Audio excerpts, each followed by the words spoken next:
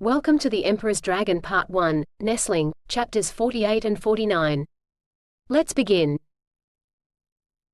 Izuku sat back in his seat, looking at his phone as the world whizzed by on the train. The trip back from Kyoto was seemingly longer than the trip there. But every time he got worried, he poked at the red quirk that was in him. That also distracted him from the stickiness of his clothes. He really needed to change, but there hadn't been time. Tomura had gotten him some juice from the vending machine just as the bus arrived. He'd drunk it quickly, which had made him feel much better. And then they'd made the connection back at the station to both trains and were now on the Shinkansen, on their way to Nagoya. It was the first chance he'd had to look at his phone. He was rather surprised that it hadn't rung today. Surely Kurogiri had noticed them missing by now? Have you heard from Kurogiri? Izuku asked Tomura. The teen was sitting in the seat next to him, gloved hands playing with his phone which was plugged in to charge. Tomura had bought them green class tickets especially for that feature. Of course not, the teen replied. I blocked him. On my phone too? Izuku asked, remembering that Tomura had asked to see his phone earlier. Yes, on your phone too, came the reply, accompanied by a bing that meant that he'd finished a level of some game. What good would it have done to only block my phone? Won't he be angry? Tomura rolled his eyes. Izuku got the distinct impression he was reconsidering why he had agreed to help. We are doing this for Sensei, the teen told him. The reminder helped. A little. Izuku still felt bad but for his dad. That was more important. He wondered why they just hadn't told Kurogiri what they were doing. The man probably could have gotten them to and from Kyoto already. Izuku shook his head once. It didn't matter. It was done now. Instead, he tapped through the phone screens to the block controls. And there it was. Kurogiri was blocked. Same with Dr. Garaki. Gigantamakia didn't have a phone so he wasn't blocked. His finger hovered over the button to unblock and then Izuku cringed internally. Even if this was for his dad, they were going to get into trouble. Tomura had slashed his clothes and they had gone without telling anyone. Maybe it would be better just to show up with the quirk? Izuku returned to the home screen and ignored the way Tomura snorted. It wasn't like he'd unblocked Kurogiri. Instead, Izuku went to his contacts. He remembered the girl at the station. Hatsum had put her contact details in his phone. He only had 9 contacts, and that included emergency services, so her details were easy to find. Mei Hatsum? He clicked the name. A quick glance told him there was no address, but even Izuku knew that would be stupid. There was however an extra line filled out. It was the title line. Genius creator of invention babies was a bit of a mouthful. From beside him, Tomura snorted. Izuku looked over to see the teen looking at his phone. At least she was modest, he said with a shrug. It might have worked. Izuku felt the need to object on Mei's behalf. As soon as they'd gotten to platform 4, Tomura had dusted the finder. We didn't need it. Izuku just gave Tomura a look. They didn't need it because Tomura had used his phone but they'd never know it would have been useful. And it meant Izuku lost his 500 yen. He clicked save on the contact. She'd seemed friendly enough, and it now took his contacts list to 10. He felt accomplished at that. Though he knew he should remove Nasuto, he just hadn't yet. Izuku went to his messages. There were a couple he hadn't answered today. He clicked the first. It was from Hitoshi. I don't want adventure. I want cats. For a moment, Izuku was confused, but then he remembered he hadn't told Hitoshi about the attack. Sorry, I haven't been looking. There was a pretty big villain attack here, and... Izuku hesitated. How much did he say? He'd tell Hitoshi the same thing he'd told Uraraka. Dad got caught in it. So I haven't been looking at cats. Izuku pressed send before he went to look at his other messages. Uraraka had messaged him back as well. Is your dad going to be okay? Let me know if I can do anything. That was like her. She was always giving. And now that they were on their way back, Izuku could honestly answer. He's going to be fine. He hoped that was true. He really hoped the quirk would fix his dad. But he will be a while in recovery, Izuku added, before tapping send. His phone vibrated then, signaling a new message from Hitoshi. Shit. Was that the attack All Might was in? Izuku frowned at that. The doctor, Kurogiri and Tomura had all told him it was All Might who'd hurt his dad but having Hitoshi ask. Without even being concerned for his dad made him feel bad. But he just knew if he told Hitoshi that All Might had fought his dad that his friend would side with the heroes. Hitoshi was a good friend, but he didn't know what Izuku did. Yes. Izuku typed back. The fight took out his office building, he added. No one is reporting it was that bad. Hitoshi replied, almost immediately. The dots indicated he was still typing. The news reports are saying that All Might apprehended toxic chainsaw and that there was some damage. Izuku looked at the message. He didn't really know what to say. Some damage was how they reported everyday attacks. This wasn't some damage. The news that first night had reported lots of damage. His dad had fought All Might and… From beside him Tomura snorted. The team was looking at Izuku's conversation with Hitoshi. All Might is still in hospital, he said. The heroes don't want to come out and say a businessman almost won, he added. Who's Toxic Chainsaw? Izuku asked. He hadn't heard of that villain. And while he knew, if the news was reporting truthfully, then his dad would be presented as the villain, given the damage done to him, it didn't feel right that someone else was getting the credit. It was a complicated feeling. Tomura tapped a few times on his phone and then made a flicking gesture. Izuku's phone bleeped and an article notification popped up. He accepted it and the link opened. There was a picture of a man who looked villainous at the top. He also looked like he was half melting. There was a short introduction. Izuku skimmed over that and scrolled down. There was a list of crimes about halfway down the article. Carjacking, arson, assault, aggravated assault, armed robbery and homicide. They were all serious crimes, but they were all lacking.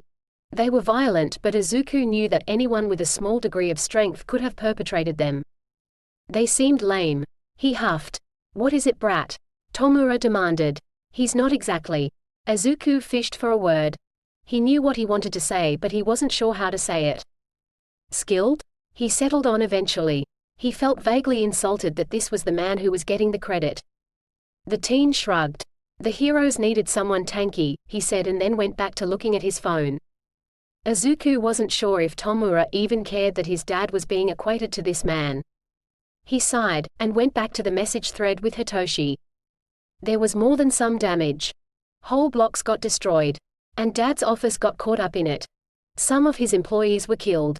While he waited for Hitoshi to reply, Izuku flicked back to his other messages. He'd sent Himiko a joke earlier and she'd sent him one back. He opened the thread. Two blood cells met and fell in love, but alas, it was all in vain. It took him a moment to get that one, and when he did, Izuku smiled before he sighed. I may be slower replying, Himiko. I'm not sure if you heard about the attack down here. Dad got caught in it and he's really bad at the moment. But he's going to get better. Some of his employees died though. He probably should have just sent out a group message, but he hadn't yet managed to introduce Uraraka, Hitoshi and Himiko to each other. Not even electronically. It was partially that he was waiting for Hitoshi to move here. Then that would take care of introducing Uraraka and Hitoshi, and he didn't know how he'd introduce Himiko. But having a group chat, even if it was only for him to send messages to them, would have been convenient. His phone pinged again. It was from Hitoshi. Are you serious? Is your dad okay? Should we come visit? The questions were sent in rapid fire. Izuku blinked before he replied, watching the dots on the bottom which indicated that Hitoshi was probably still typing the next message. Yes, I'm serious. Dad is badly injured, but he's going to be okay.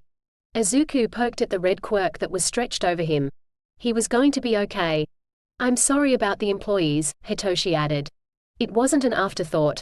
It was just he was asking the other questions first. Izuku's phone pinged before he could reply to Hitoshi again. This time it was Himiko again. The news reported something, but they've been focused on All Might. Do you know how it got started in a business district? That's not safe for people, and All Might is meant to keep people safe. That was a rather odd message from Himiko, but at the same time, Izuku liked it. There was a sentiment there that he felt. He understood, vaguely, why heroes went after his dad. But shouldn't they keep others safe when doing so? Shouldn't they have tried to get his dad? Izuku didn't know where, but not at work, or at home, or somewhere where others could get hurt. It would be better if they didn't go after his dad at all, but that wasn't going to happen. If bad people became heroes, then they'd want things to remain the same. His dad wanted things to be better, so they didn't want that. They wanted to silence him. Even All Might. But if they hurt others in the process, what was the point? The media would obviously blame the villain, but it wasn't their fault. It wasn't his dad's fault. It wasn't right. But he had no idea what he could do about it. He needed to talk to his dad. Dad would know. Which made his dad getting better all the more important. Which meant he really should unblock Kurogiri. He didn't keep Dad safe, Izuku replied to Himiko. Hopefully he will be better soon, then. Izuku didn't know what would happen then. He deleted that statement and wrote a new one. We can discuss more later. That was better. He pressed send and then flicked back to the settings. Izuku took a deep breath, looking at the unblock button. And then he looked out the window. The train was passing through a city, but he didn't recognize it. He shifted his eyes to the front of the carriage. The notice board told him that the Shinkansen was on schedule. He already knew they weren't going to stop. The train was express, Kyoto to Nagoya. He sighed, and looked back at his phone. There was no putting it off. With a grimace, Izuku tapped unblock. Almost immediately his phone began to beep. Quickly he clicked it on to silent, but it continued vibrating. There were a lot of missed messages. I'd better go call him, he told Tomura. The teen snorted but nodded. Izuku rose and walked to the end of the carriage. He let himself out of the passenger compartment into the service area. Just as he got there, his phone rang. It was Kurogiri. Izuku stared at the number on the screen. He should have made Tomura do this. Or rather, Tomura should be here with him. There wasn't time to get him, and it would be rude to walk back through the carriage with the ringing phone. Izuku tapped accept. Hello Kurogiri, he said softly. Izuku. He could hear the relief in the misty man's voice. Are you all right? The question quickly followed, but the tone had changed. While there was concern there, Izuku could also hear an odd note of threat. I'm fine. I'm on a Shinkansen heading to Nagoya. He explained, trying to work out why Kurogiri would sound threatening. You're alone? The misty man asked neutrally. I'm with Tomura, Izuku replied. Izuku, are you okay? The question was asked again. That made no sense. I'm fine Kurogiri. I left with Tomura this morning to go to Kyoto and now we're on the way back. The misty man was silent for a few moments. All right, he said eventually. Why did you go to Kyoto? Izuku looked around. His dad had always said he couldn't discuss his quirk openly, and everything Izuku had seen confirmed that. There was no one here, so he could say something. We came to get a quirk to help Dad, he explained. We are already getting the best healing quirks. Kurogiri sounded tired. Not a healing quirk, Izuku objected. A regeneration one. Regeneration? Tomura's caretaker sounded surprised. Izuku could imagine how he'd look. His eyes wouldn't be moving at all, and even the mist that made him up would seem to have slowed down its movement as he thought. I see, Kurogiri said eventually. The Shinkansen connects to the Kintetsu Limited Express, he said. I think so. Stay at Nagoya Station. I'll pick you up, Kurogiri instructed. But, we can. I will pick you up, Kurogiri was firm, then Izuku heard him sigh. A regeneration quirk is a good idea, Izuku. I would have helped you to get it too, if you'd asked. That made Izuku feel bad, and he looked at the floor. I'm sorry, he whispered. Kurogiri took an audible breath. It's all right Izuku. I was just worried for you and I want you home soon. The train is on schedule, Izuku said helpfully. I will meet you at the station, the misty man confirmed. But you are not to give your father the quirk until we confirm with Dr. Garaki that it will be okay. Izuku felt vaguely insulted at that, but he nodded. Of course, he complied. He didn't want to hurt his dad. He wanted him better. Good, Kurogiri said, suddenly sounding very tired. I'll see you soon, Izuku. You've done well. That was surprising and Izuku felt a flush of pleasure. See you soon, he said before hanging up. Izuku took a deep breath. That hadn't been too bad. He felt an odd sense of relief and he let himself smile a little. Kurogiri would pick him up at Nagoya Station. And maybe Dad would have the regeneration quirk today and would be better tomorrow. Izuku held on to that thought. It was going to work out. Being the sidekick of All Might meant that he had access to the recovery room where Toshinori was between surgeries. It was rather sad. The list of allowed visitors for All Might was, like all other heroes, divided into several parts. Colleagues, including police, representatives from the Hero Public Safety Commission and others from their agency, and family. All Might's visitor registry had no family. There were some reporters sniffing around the hospital, but they were being kept back by security. The police hadn't needed to visit and the HPSC was dealing with him. Hence Toshinori Yagi hadn't had many visitors. To be fair, he hadn't been awake even if there were visitors. He was awake now, but Mirai had doubts as to what he'd remember. Despite the best healers being brought in, he had enough drugs running through his system to take down a herd of wildebeest. Mirai didn't care about that. The doctors reported that barring an unforeseen complication, such as an infection, then Toshinori would survive. All Might's survival was still in doubt. It wasn't unheard of for heroes to continue being heroes bearing injuries from the job, but they weren't the #1 hero. And they didn't have injuries anything near as extensive as Toshinori. Even so, as more information came to light about All for One's activities, the government would probably accept the loss of the symbol of peace for the removal of the man they knew as Hisashi Rigi. Given Toshinori's personal stake in the matter, he might also consider retirement an acceptable cost as well. Mirai wasn't sure. Where? Toshinori's voice cracked on the question. At least it was an easy one to answer. Sue General Hospital. In the private wing. Mirai saw All Might think about that. It was painful to see him struggle with the thought when it was such a simple one. But the doctors did have him on the good stuff. All for one? The question was slow, but there was an intent there that surprised Mirai. It spoke of a focus he didn't think Toshinori could have with that many drugs in his system. Gone, he assured All Might. Yagi tensed, his eyes widening, and for a moment Sir Nighteye wondered what was wrong. Dead. He added the correction. Gone could be misconstrued to say that the man had gotten away. This time, he hadn't.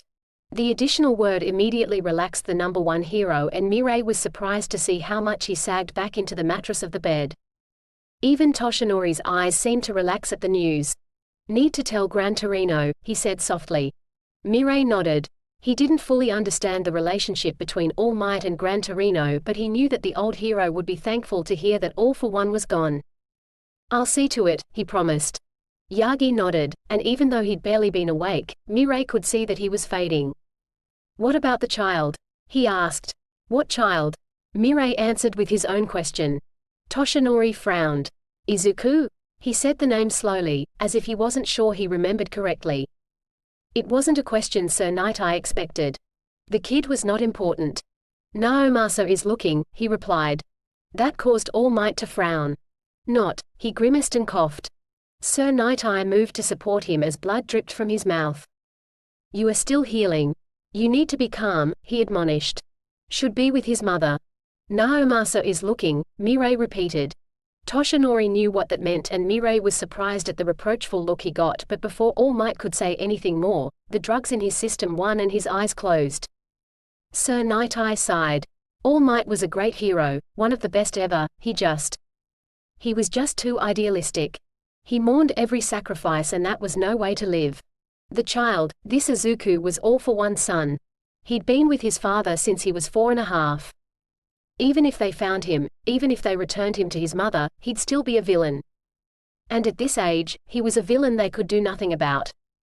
It was best just to wait for him to make a move that they could pin on him, and then deal with him. He'd be captured, and jailed. And that would be the end of All for One's legacy. He didn't need his vision to see that. It was logic. Izuku sat perfectly still on the stool. Kurogiri was standing off to the side, and Dr. Garaki was sitting at a desk looking at him. They were in a room adjoining the one where the doctor was working on his dad. He'd wanted to give Dad the regeneration quirk immediately, but Kurogiri had told him not to, and Dr. Garaki had confirmed that. They needed to prepare his dad first. Let's go over this again. Izuku huffed to himself but nodded obediently. This would be the 3rd time they'd gone over it, and his answers weren't going to change. You remembered one of Tomura's game characters had a regeneration quirk? The doctor said the statement as a question. Yep. It was one of the re-released retro games because it was set before quirks, Izuku explained. I remembered it because Tomura really hates to fight the character, he added. He still couldn't remember their name. Whoa. Something could be it, but Tomura always bitched about something to do with a swimming pool as well. It didn't matter. They had the regeneration quirk. I shouldn't have thought of the character though. I know regeneration quirks exist after all, since Setsuna has one. He didn't bother to explain who Setsuna was this time. He'd had to remind him about his former classmate the first time he'd gone through the series of events. And then you and Tomura looked up regeneration quirks online? Again the statement was a question. Izuku nodded. And then you used my copy of quirk registries to search for a regeneration quirk. That was at least a statement. I searched Japan first. Nothing came up under regeneration. He admitted. Or under lots of other words. I know, I've seen your search, Dr. Garaki interrupted before he could recite the words again. The doctor hadn't deliberately logged Izuku's search, but he had gone through the tablet's browsing history and found it. If you couldn't find one in Japan, what were you going to do? Kurogiri asked. Look in the other registries, Izuku replied brightly. This was a new question. And try to get overseas yourself? The Misty Man asked. Izuku wasn't really sure what to say to that. He'd never thought about going overseas, and going to Kyoto had been a big enough problem. I don't know, he had to admit. But we didn't have to. I know, Kurogiri said. Let's focus on the quirk, he said to the doctor. Will it work? The question was blunt. Izuku wanted to know that as well. Dr. Garaki's face was blank. I need to know more details about it, but he nodded in a way that was hopeful. Izuku felt elated. The quirk would help. Tomura tested it, he reported. How? After I took it, we cut my hand, Izuku said, holding up his hand, which was unmarked. He could tell from Garaki's expression that the doctor wasn't impressed. Then Tomura stabbed me, Izuku said. What? Kurogiri demanded. Izuku cringed. He probably shouldn't have said it that way. Where did he stab you? Dr. Garaki was much calmer. He even sounded interested. Izuku tugged at his jumper. After Kurogiri had picked him up at Nagoya Station, he'd brought them straight here. Tomura had been dismissed with the promise that Kurogiri would talk to him later. He pulled off the jumper, showing the bloody cloth underneath. The Misty Man immediately came over, gently touching his shoulder. Here, Izuku said. The doctor came up as well, and examined the rip in the fabric. He pushed the now dry fabric aside and looked critically at Izuku's skin. There's quite a bit of blood, the doctor commented. What did he use? How deep was the wound? Tomura had a knife, Izuku said. I don't know how deep it was. But it healed quickly. Get out of those clothes. Kurogiri demanded. Izuku sighed and pulled off his shirt. The Misty Man grabbed it and then looked at his shoulder as well. There was dried blood covering it, but the doctor had a clean cloth and wiped it away. There's not a mark, the doctor said speculatively, once the dried blood was gone. Can you show us the quirk, Izuku? He nodded and looked around for something sharp. Garaki held out a scalpel. Izuku took it carefully and held up his hand. He made a quick cut. It was deeper than he thought, and he hissed. Again, the blood welled, and when Izuku wiped it away with the cloth, the skin was again whole. That's very quick, Kurogiri noted. The Misty Man seemed reluctantly impressed. It is, the doctor confirmed. Did you feel anything, Izuku? He shook his head. What about when Tomura stabbed you? The doctor pressed. He seemed concerned about something. I felt really tired afterwards. That actually seemed to relax the doctor. That's because you used your energy, he explained. The little cut isn't that bad. So you don't notice the energy expenditure, but a bigger wound would take more energy, so you'd feel more tired. Izuku saw the way that Garaki looked at Kurogiri, and he suppressed a smile. The doctor liked the quirk. He wanted to try. Kurogiri's eyes narrowed slightly. Izuku knew that look. It told the doctor he better be sure. Izuku, do you mind if we test it? He did mind, but it was for his dad. Are you going to stab me? Izuku asked. He'd like to be a little bit more prepared this time if they were going to. I think we can try something else, Kurogiri said firmly. He gave the doctor a warning look. I can put you under anesthesia, Izuku, Dr. Garaki said. That way, you won't feel anything, and I will be able to better monitor your blood sugars and other life signs as the quirk works. What's anesthesia? Izuku asked, not quite getting the word right. It's anesthesia, the doctor enunciated clearly. It's what happens when someone goes to hospital for an operation. It means you won't feel anything. The green-haired boy remembered what it felt like to be stabbed. The pain had passed quickly, but that would be fine, he agreed. The doctor smiled at him. He got the impression Kurogiri did too, but the green-haired boy could tell that the misty man wasn't completely happy. I'll get the gear. You shouldn't be out for long, Izuku, he added as he got up.